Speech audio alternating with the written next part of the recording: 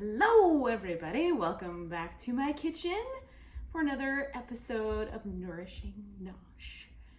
Today I'm going to make for you something I call salmon patties. That's like the Hoosier girl inside of me. They're also called salmon cakes. You can call them whatever you want though. I don't really care. Basically it's a super easy meal that comes together quickly and is relatively delicious. So, and a little bit customizable, which is always a fan favorite around here. So first things first, we're gonna start with a couple of green onions. You can call them scallions, green onions, everything's got several names. Isn't that great? I like to start by cutting off the ends and getting rid of those. I'm not sure, you could put them in the compost. Otherwise, you don't need them for this. Then you're gonna slice the white parts and the light green parts you're gonna slice, and then you're gonna kind of chop those up. Those tend to be a little bit more oniony? Sure, why not? So I like to kind of make them into smaller pieces. So those will get nice and choppy chopped. Put them right in your, I have a bowl here. Yep, put them right in your bowl. And if they're not perfect, it's all good, right? Remember, we're not striving for perfection here. And then you can take the rest of it and just slice it on bites. Now I'm calling for 2 green onions here, but if you're like super opposed to that much green onion, you can certainly use less, or get this, you can use none. I know. So up to you, all right? The recipe is merely a suggestion. Into my bowl. Okay, here it is. There's my bowl. What's up? Next up, you're going to go ahead and put the rest of things in the bowl. So really, it's like the easiest part right now. So we've got my green onions in this bowl. I'm gonna go ahead and add, this is 1 tablespoon of olive oil mayonnaise, and I just like it, so that's what I use. But if you like some other kind of mayonnaise, I know there's like avocado mayonnaise, regular canola mayonnaise, any of them are fine. 1/8 of a teaspoon of salt. I don't know, maybe about the same with pepper. This is a teaspoon of bay seasoning. Now this is something you cannot leave out of this recipe. So 1 teaspoon, you can find it anywhere. So go ahead and drop that in. It just is a nice little kind of seasoning collection for fish, and it's really good with these salmon cake patties things. Oh my, I can't even talk, it's so exciting. So I'm gonna go ahead and give that a little bit of a stir. At first you're like, that looks gross. It's not the most appetizing looking, and in fact it won't look appetizing at all for most of this, but that's okay. 1 egg, and this was a gigantic egg, by the way. I cracked it and I was like, holy cow, that came from a giant chicken. All right, you're gonna stir that in. Again, there's no method to my madness, so go figure. Stir that in so it still looks really gross. That means you're doing it right, okay? This is 2 tablespoons of panko breadcrumbs. I'm using panko, but you could use whole wheat. In fact, I probably prefer whole wheat, but I didn't have any. So again, we just problem solve. Then next up comes your salmon. Now I'm just using Whole Foods brand. This is not like a sponsored situation.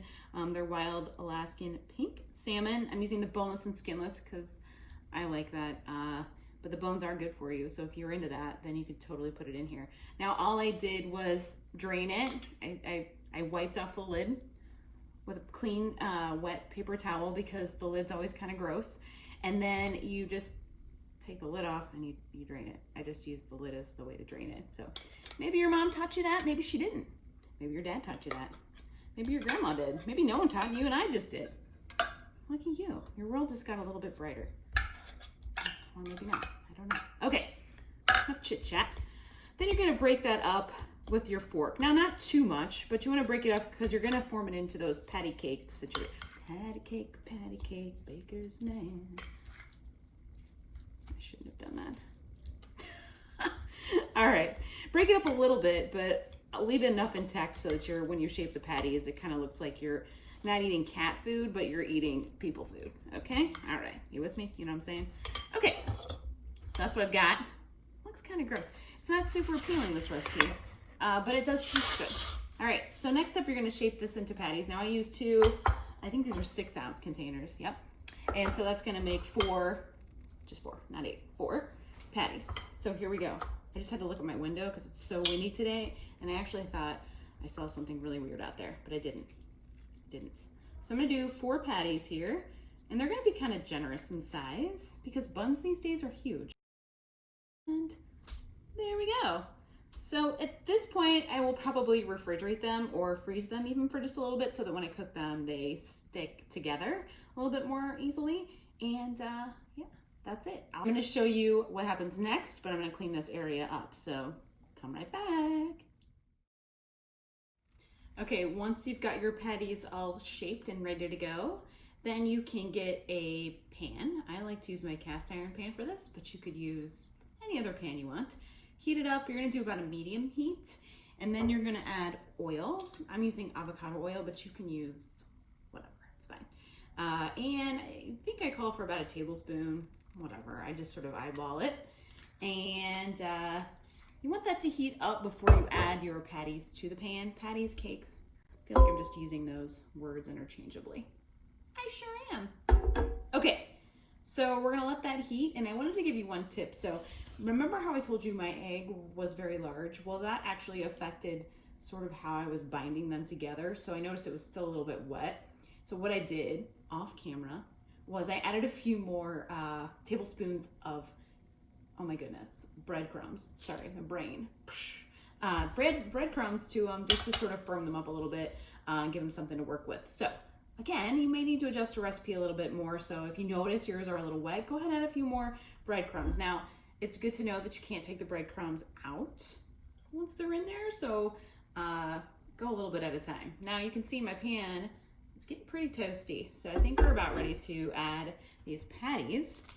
Now I like to use my hands, so I'll just drop them in there one at a time. And so those are gonna cook about 5 to 6 minutes on each side. And I'm gonna use a regular spatula to flip them over. So here we go. I'm gonna go wash my hands and I'll meet you back here. All right, so it's been about 5 minutes. So I'm gonna take my spatula, like I told you, and I'm gonna flip these guys over. Now, I use my hands because otherwise they're gonna fall apart on you. But what you wanna see is a nice little golden brown. That means you've done it well, my friends.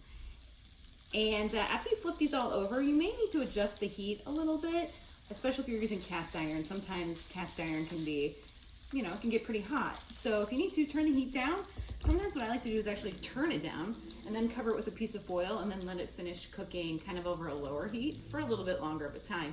You can also remove the whole thing, take the pan and put it in your oven and let them finish cooking in there at a low temperature, like 350 degrees or so.